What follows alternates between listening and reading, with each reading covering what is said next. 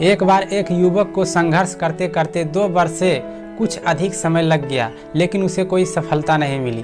वह लड़का निराश होकर एक जंगल की तरफ आत्महत्या करने जा रहा था। जैसे ही वह एक खाई में कूदने वाला था कि अचानक एक संत प्रकट हो गए और उस लड़के से पूछा, बेटा तुम इस घनघोर जंगल में अकेले क्या कर रहे हो? तो युवक ने संत से बोले, बाबा मैं अपने जीवन में संघर्ष करते करते थक गया हूँ, मैं इस जंगल में आत्महत्या करने के लिए आया हूँ।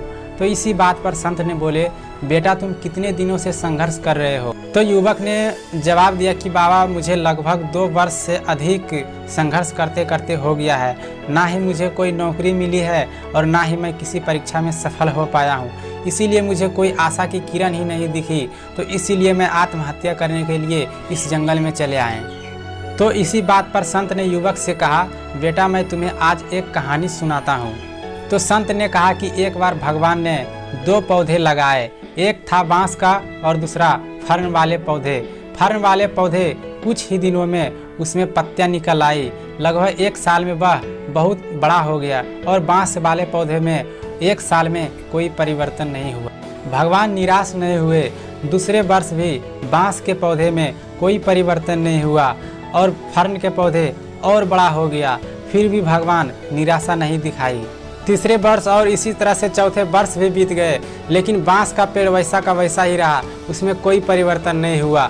और फिर फर्न का पौधा और बड़ा हो गया, फिर भी भगवान निराशा नहीं दिखाई। इसके कुछ ही दिनों बाद बांस का पौधा फूटा एवं देखते ही देखते कुछ ही दिनों में ऊंचा हो गया। बांस के पेड़ को अपनी जड़ें मजबूत करने में लगभग 5 से 6 वर्ष लग गए। फिर संत ने युवक से कहा कि यह आपका संघर्ष का समय है, अपने आप को अंदर से मजबूत बनाने का समय है। आप इस समय को व्यर्थ ना गंवाएं, आप निराश ना होएं। जैसे ही आपकी जड़ें मजबूत हो जाएगी, आपकी सारे समस्याओं का हल हो जाएगा और आप बड़े से बड़े उपलब्धि हासिल कर पाओगे। बस अपने आत्मविश्वास को ना खोएं और आप भी समय आने पर बांस की पेड़ की तरह ऊंचे हो जाओगे। यह कहानी युवक को समझ में आ गई और वह पुनः संघर्ष की रास्ता पर चल दिए। अगर यह कहानी आपको भी समझ में आ गई तो आप भी संघर्ष की रास्ता पर चल दें। और हाँ, यह कहानी आपको कैसी लगी हमें कमेंट करके ज़रूर बताइएगा।